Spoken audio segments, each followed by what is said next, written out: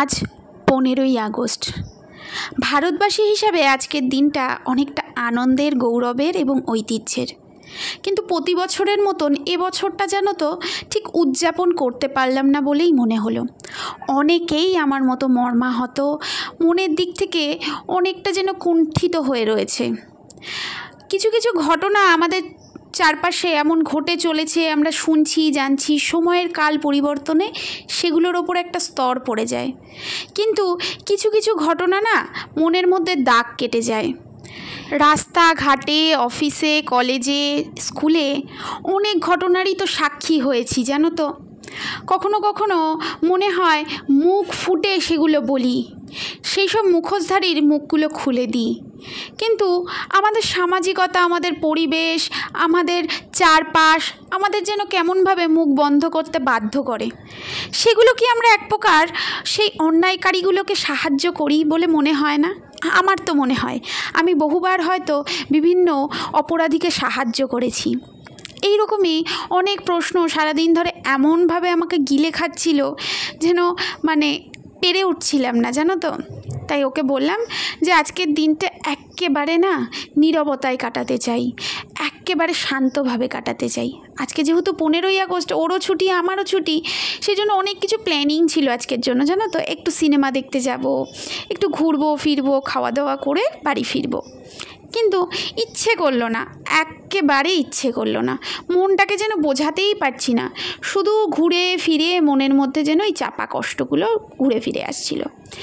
সত্যি কথা বলতে আমার বড় হওয়াটা অনেক কষ্টের মধ্যে দিয়ে, হয়তো তোমাদের সাথে সবটা শেয়ার করিনি, আর আগামীতে করবো কিনাও আমি জানি না। আবার আমার এখনকার বর্তমান সাংসারিক জীবনটাও অনেকটা স্ট্রাগলের মধ্যে দিয়ে।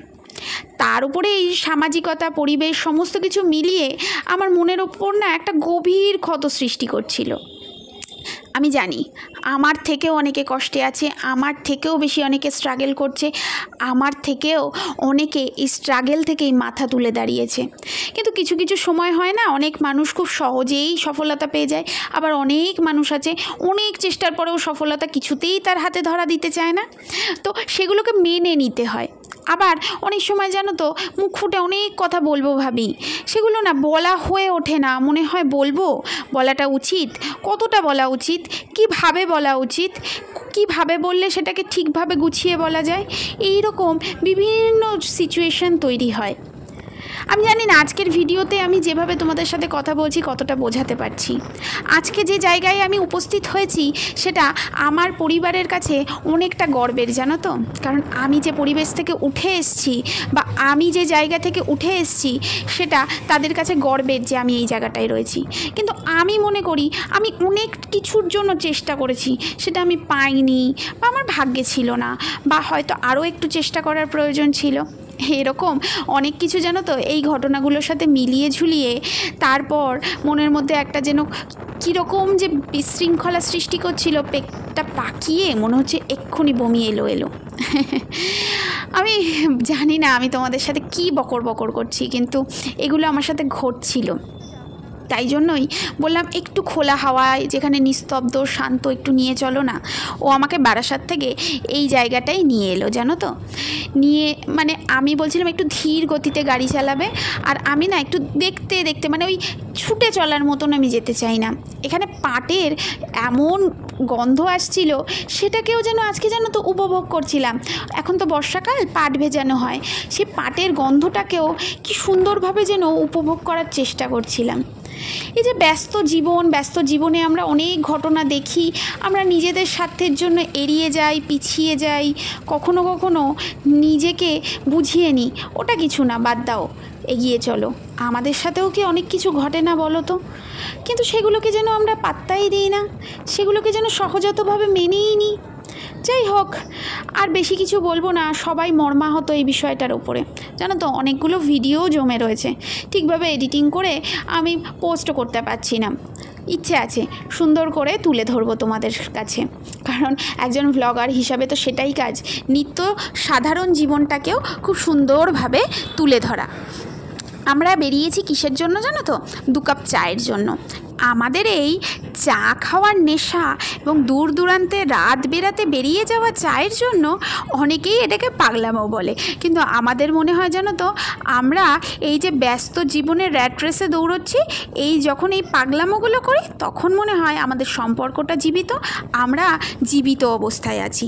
না হলে মনে হয় ওই তো সকালে উঠে অফিস যেতে হবে, অফিসের জন্য রেডি হও, তাড়াতাড়ি রান্না বান্না ঘরের কাজ ছেড়ে বেরিয়ে যাও, অফিস থেকে এসে আবার ঘরের কাজ করো, আবার নেক্সট দিন অফিসে যাওয়ার প্রস্তুতি নাও, এইভাবেই যেন দিন কেটে যাচ্ছে।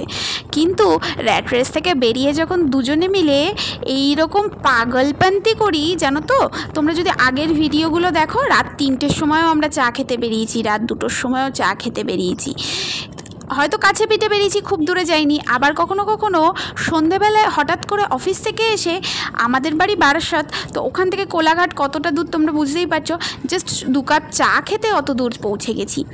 আমি জানি আমরা দুজনে মিলে হয়তো অনেক বড় বড় কিছু করতে পারিনি, বা অনেক বড় করে কোনো কিছু সেলিব্রেট করতে পারিনি, কিন্তু এই আমাদের জীবনে না এই ছোটো ছোটো ঘটনাগুলো আমাদেরকে কীরকম যেন মনের পাতার ডায়েরিগুলোতে অ্যাড করে দেয়, যে এটাও করেছি আমরা, না ওটাও করেছি।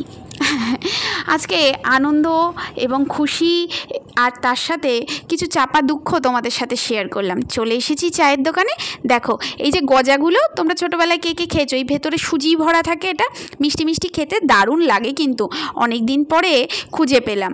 আর মাঝে মধ্যে অনয় খুঁজে পেলে দোকানে আমার জন্য নিয়েও আসে বাড়িতে। তো আজকে বিস্কুটের বদলে এই গজা খেলাম, সাথে দুজনে মিলে 2 কাপ চা। এভাবেই স্বাধীনতা দিবস পালন করলাম আর তোমাদের কাছে মনের কিছু কথা তুলে ধরলাম। আজকের মতো টাটা।